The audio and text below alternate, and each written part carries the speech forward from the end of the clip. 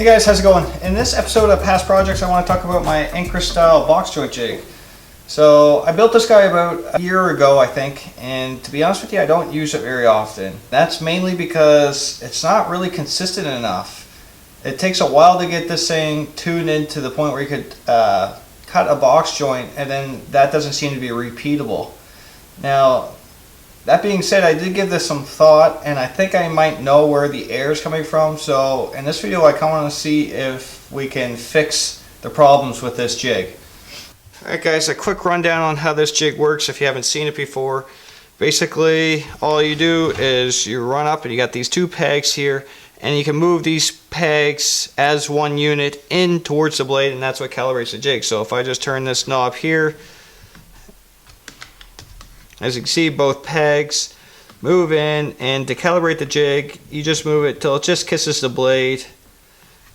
And once it's just kissing the blade, you lock these two back locking nuts, and the jig is calibrated.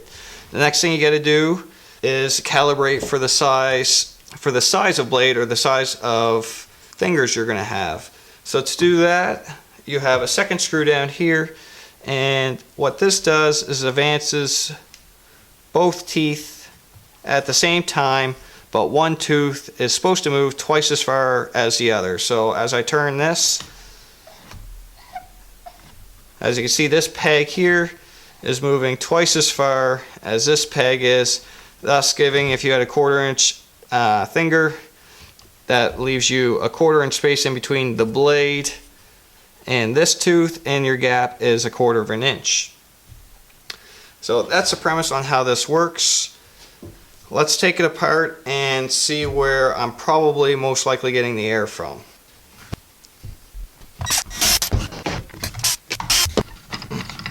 Alright, with the mechanism out, you can kind of see how this works now.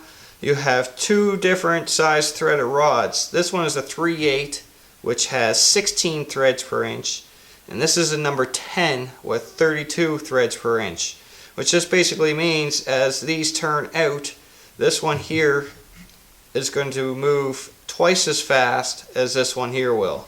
Now, where I'm pretty sure I'm getting the air is the amount of backlash in both this T-nut and this piece of plate I built.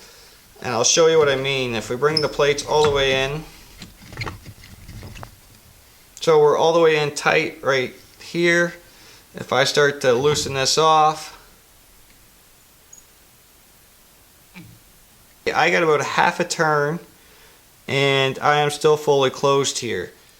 And the reason why I think you could turn this half a turn before your pegs actually start moving is just because of the slop what's in the threads. Now this is the plate I made, and if you could look, a lot of movement there, very sloppy.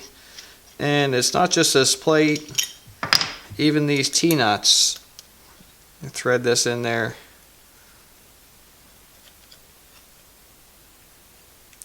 You see a lot of wiggle room there. And I think just all that play is causing the majority of the grief with this jig. So what I went ahead and did is I remade these two blocks at some HDPE. And the reason why I chose this is because I can drill my holes a little bit undersize and thread these holes right through the material instead of using hardware. And because the threads are undersized, I get a really nice tight fit, and it really eliminates majority of the backlash. Like, there is literally no wiggle room here. And I already did take the time to put this in the jig and give it a go, and it really improved things.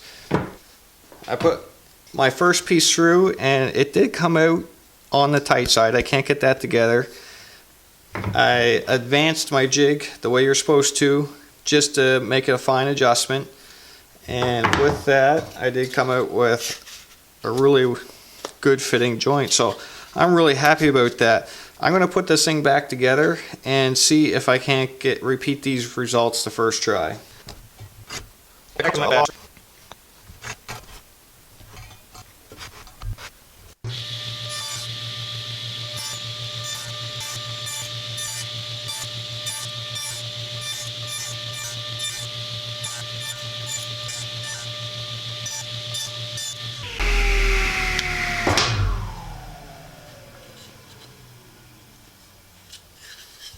Alright guys, this is my first piece through, and you could probably call that good, actually. It's a little bit on the loose side,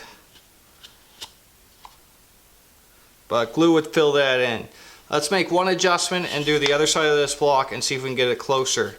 Now, basically, to calibrate this jig when you're a little bit loose, all you gotta do is bring the pegs out slightly to get a tighter fit. So I'll give it I don't know, half a turn here and see how much that tightens up my joint.